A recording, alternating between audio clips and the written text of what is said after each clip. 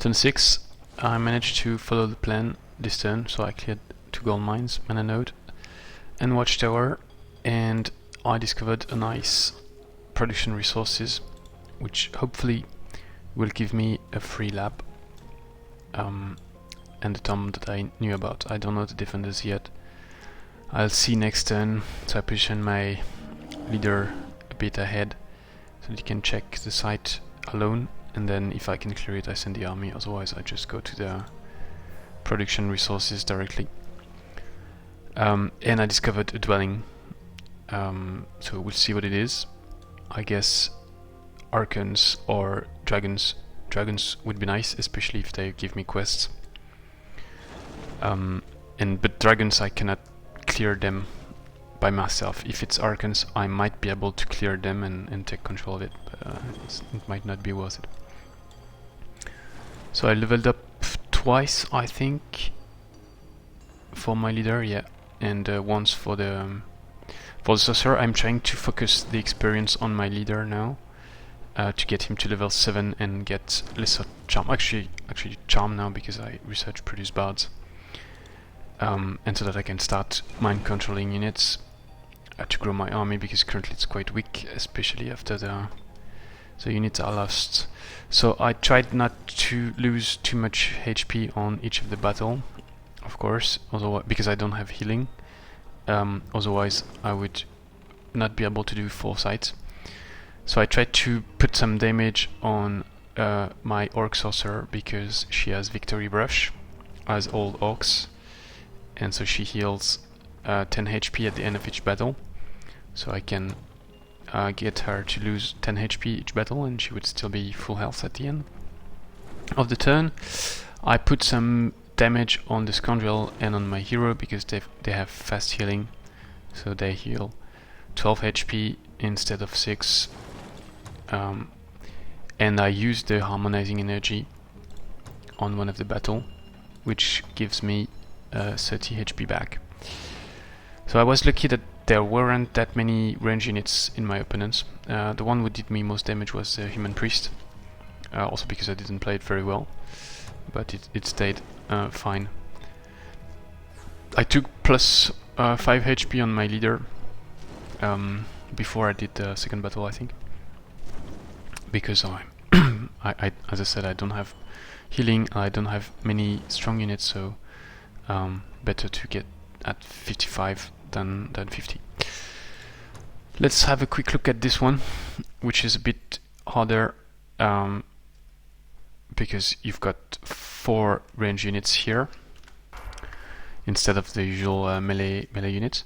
Also you've got great healing showers, which is quite annoying, and it means that if you don't kill one unit in one turn, then it might heal. So you really need to keep that in mind, unlike what I did on some games, but not this time, fortunately. So on turn 1, only one Reed Serpent reached me, and I wasn't sure what to do, because I could try to freeze him, which would really help, because then it's 3 versus 4 versus 6 for some time, or not. It was 45% chance. I decided to go for it, and it worked. Was lucky on this one. But even if it hadn't worked, I should have been fine mostly, because as I'm playing Frostling, I've got 60% frost protection, and it means the frost elementals with their frost range damage, they do not that much damage to me. Then I sent the Scoundrel there to bait the Reed Serpent, and I paid attention to be on his short range so that he does a lot of damage and he doesn't go there.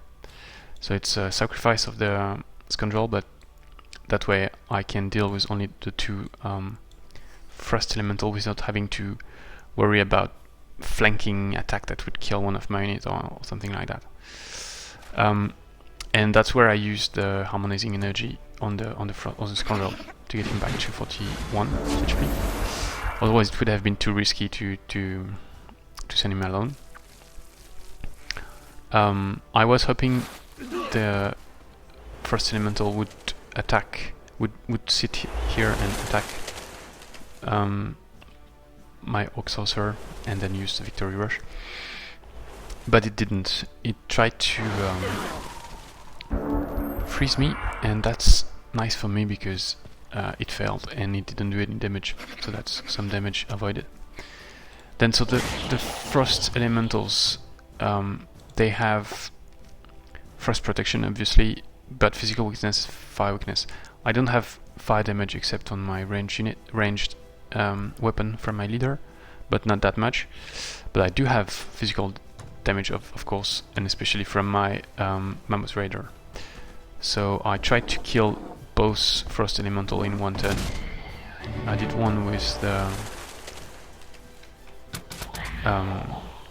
with 2 units, the Dead Monkey and the Mammoth, using the Monkey to just flank. And then I did the other one like this, using the Scoundrel and opening the flank both to my of my Scoundrel and my hero. So that's a bit risky, but I know I cannot die in one turn, and it's fine to take 14 damage because of Victory Rush. So then I just finished them. And finally I did the Watchtower, which was... I forgot actually about the Watchtower. Ah yeah, that's what this one. Yeah, this one was actually pretty easy. The hardest one was really the gold mine because of 2 pike and the priest. So level 5 with my leader, I am unlocking Assassin's Strike, free movement, poison knowledge, and that's what I'm going to pick. At least Assassin's Strike and poison knowledge for now, and for the rest we'll see. But that's 2 really good skills: stack buff, +1 applied damage, and Assassin's Strike is really good. It means you can attack without counter attack, and you can usually kill 1 unit in 1 blow or in 1 turn. With my hero, so level 4, so I don't unlock anything new, but I think I'm going to pick Sorcery I. It might not be useful much, but in some tough battle it's definitely going to be useful, because then I can put Harmonizing Energy during the turn to heal 30, and Star Blades, which actually sometimes can really make a big difference in the battle, because it opens up 3 new channels, and yeah, it's pretty good. And I can also do Harmonizing Energy, Magic Fist, or 3 Magic Fists extra, so I think I'm going to do that. It might allow me to do the turn next turn, healing the Mammoth and putting 2 Star Blades, and it might also be useful at the dungeons to have Sphere of Protection and Magic Fist, for instance. So let's go for that. Usually I don't do that, but here I don't have healing, so I need 20 CP per turn for healing, and I should have enough mana thanks to the 2 mana nodes and the destruction nodes. So yeah, settler going to settle here. I think I made a small mistake here. I should not have done like that. I should have moved just 2 hexes in the throne, and then next turn move directly to here, which would be a better play, because here if Mahimka arrives you can kill it, whereas there it's much more unlikely. Scoundrel here, and Crow is there, spotted some gold, spotted the cave entrance, so I'd like to check the cave entrance, but probably won't be able to because I need to get to the iceberries and get the gold.